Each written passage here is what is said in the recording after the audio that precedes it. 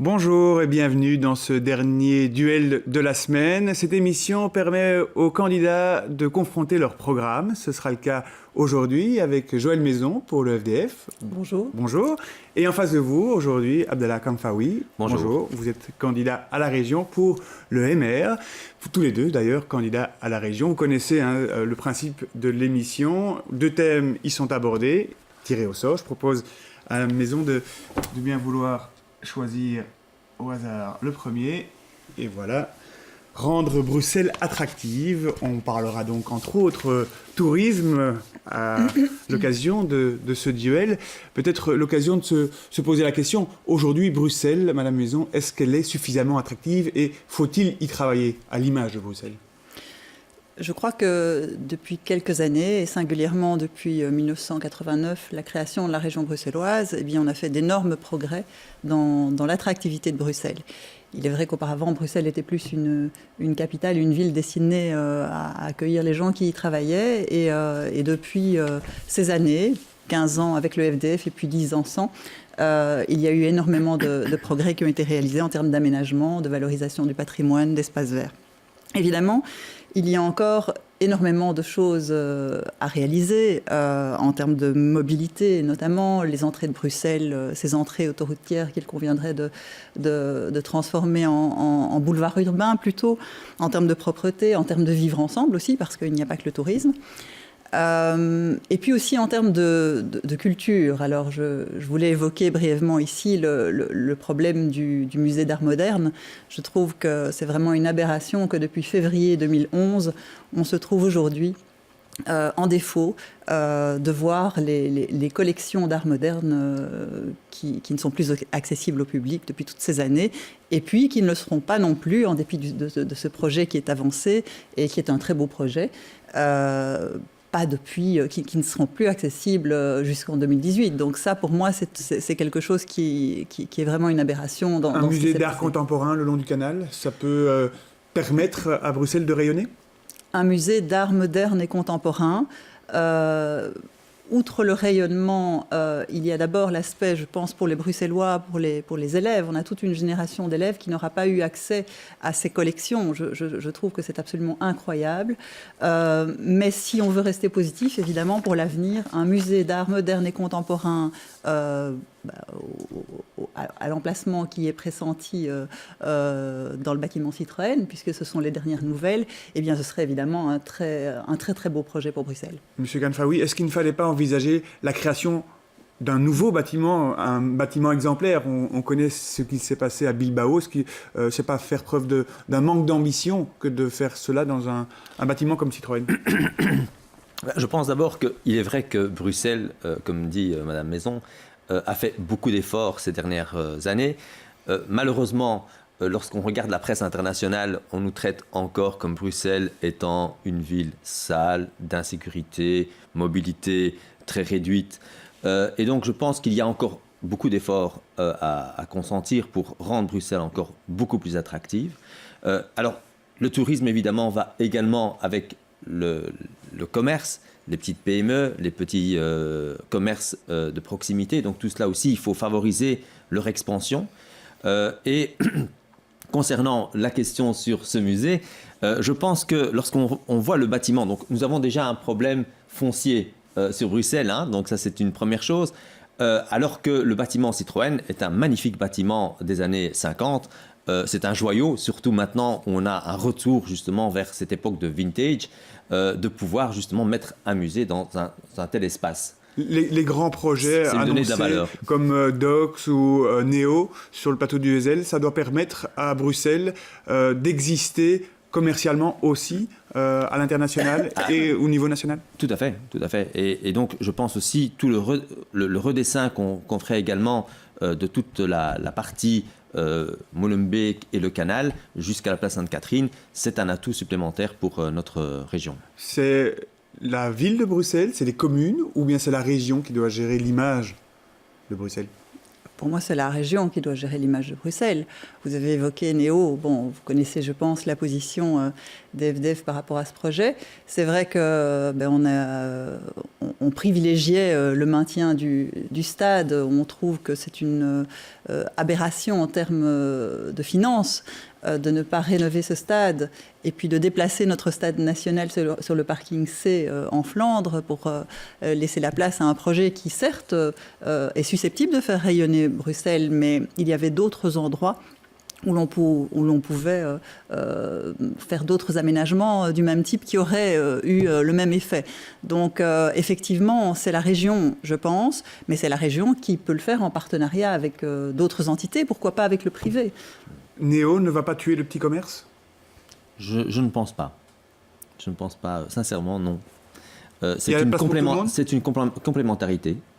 Il y a les petits commerces de proximité qui ont leur importance et qui vont donner, qui donnent déjà actuellement un tissu économique très important pour notre région. Et je pense que l'apport de cette nouvelle infrastructure va justement nous apporter une nouvelle population qui visitera notre territoire et va ouvrir évidemment l'accès à cette nouvelle population de touristes vers ces petits artisans et ces petits commerces de proximité. Je vous propose de passer au deuxième thème de ce duel. Je vous propose... Voilà. Je regarde en même temps que vous. Revoir la place de la voiture dans la ville. On le sait, aujourd'hui, Bruxelles est souvent embouteillée. Quelle est la place à venir pour la voiture dans la région ? Est-ce qu'il faut envisager notamment de créer de nouveaux tunnels en région bruxelloise ? Alors donc, première chose, donc, il est vrai que le constat actuel a été aussi présenté par Charles Piquet lorsqu'il a quitté la ministre-présidence de Bruxelles-Capitale, où lui-même il a dit que s'il y a un des dossiers sur lequel le gouvernement francophone, l'Olivier, n'a pas été suffisamment loin, c'était bien celui de la mobilité. Et donc, on est évidemment tributaire d'une situation préexistante. Alors, comment faire pour redonner une place à la voiture ? Alors, ce qu'on fait, c'est que l'insuffisance politique actuelle a voulu un peu se venger sur l'utilisateur et dire, eh bien, vu qu'il y a trop de voitures et que nous n'avons rien fait ou pas assez sur le domaine politique pour mieux gérer la mobilité, eh bien, nous allons surtaxer de nouveau l'utilisateur, ce qui n'est pas évidemment la position du MR. L'utilisateur n'est pas responsable de cette situation et donc il ne faut pas le surtaxer parce que justement, nous lui offront aucun moyen de transport public performant à l'heure actuelle pour pouvoir le faire. Est-ce qu'il faut des tunnels ? Et si oui, où ? Alors, il faut... donc, il y a de nouvelles méthodes de tunnelisation. Donc, je pense que faire des tunnels au niveau de la place Mézère est une des idées qui peut être débattue. Mais ce qui est aussi important, c'est pour éviter qu'une masse importante de voitures, puisqu'à peu près il y a 200 000 voitures qui entrent et qui sortent chaque jour de Bruxelles, il faut déjà, une première chose qui est beaucoup plus facile que les tunnels, c'est de créer des parkings de dissuasion sécurisés autour de Bruxelles et dans certaines zones dans Bruxelles. Un nouveau tunnel à Mézère, vous êtes pour ? Écoutez, moi, je dresse 3 constats. Les embouteillages coûtent 500 millions par an aux entreprises. D'une part, on est à Bruxelles à la limite des seuils de tolérance au niveau des microparticules. On va se faire condamner d'ailleurs prochainement par la Cour européenne. Et troisièmement, il y a 400 000 nafteurs qui viennent à Bruxelles quotidiennement et qui ne financent pas ces infrastructures bruxelloises. Alors il y a les mesures à court terme et il y a les mesures à long terme. Les mesures à long terme, on en parle depuis des années. Le RER, c'est quand même singulier qu'on n'ait jamais réussi à faire pression sur la SNCB, alors que Bruxelles n'a jamais été aussi bien représentée au niveau de son gouvernement fédéral. On a 3 personnes de la plus haute importance qui sont censées représenter les intérêts de Bruxelles. Et, par exemple, ce projet de RER intra-bruxellois, eh bien, la SNCB bloque complètement. Donc, on ne parle même pas du RER horizon 2020, 2028, 2040.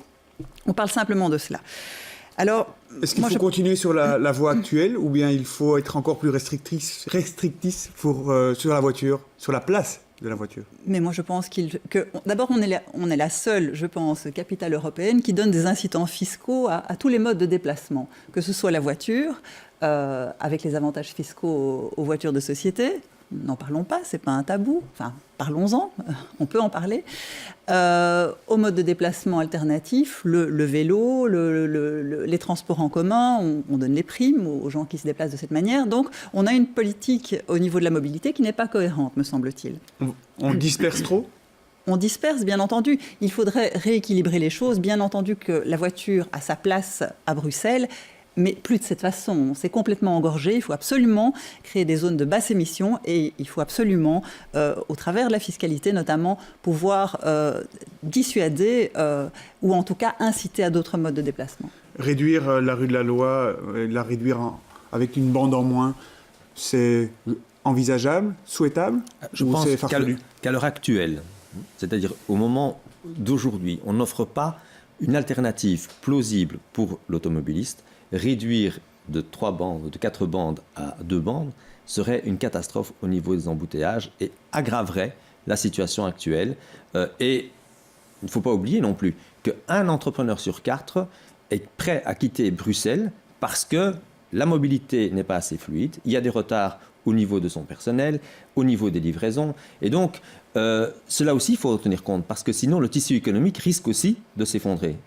Autre problème à Bruxelles, le stationnement, c'est lié aussi à la voiture.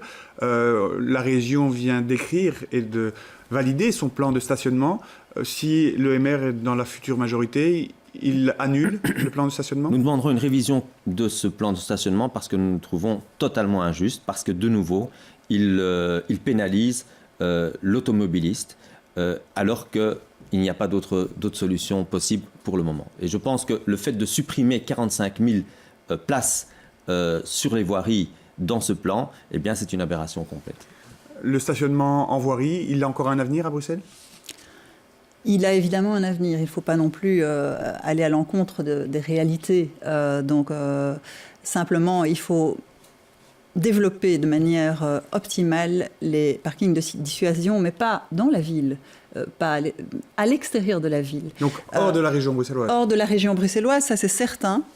Mais aussi favoriser, parce qu'il faut donner des alternatives au stationnement en voirie. On ne peut pas laisser les gens avec leur voiture comme ça, sans solution. Donc il faut utiliser les espaces privés au maximum et construire des parkings souterrains. Je pense que ça, c'est absolument impératif. On les construit où, les parkings de dissuasion, M. Kamfaoui ? Alors, essentiellement autour de Bruxelles, mais également dans Bruxelles, c'est-à-dire près des zones d'échange importantes à Bruxelles, où il y a des structures de transport public efficients, le long des gares, ou le long des zones de métro qui sont un peu plus en périphérie.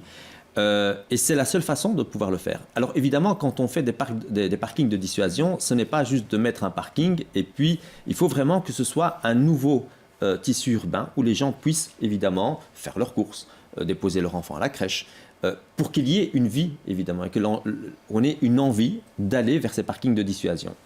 Un dernier mot, dernière thématique sur le péage urbain, pour ou contre, très rapidement ? Alors, dans l'état actuel, nous sommes totalement contre le péage urbain. Madame Maison ?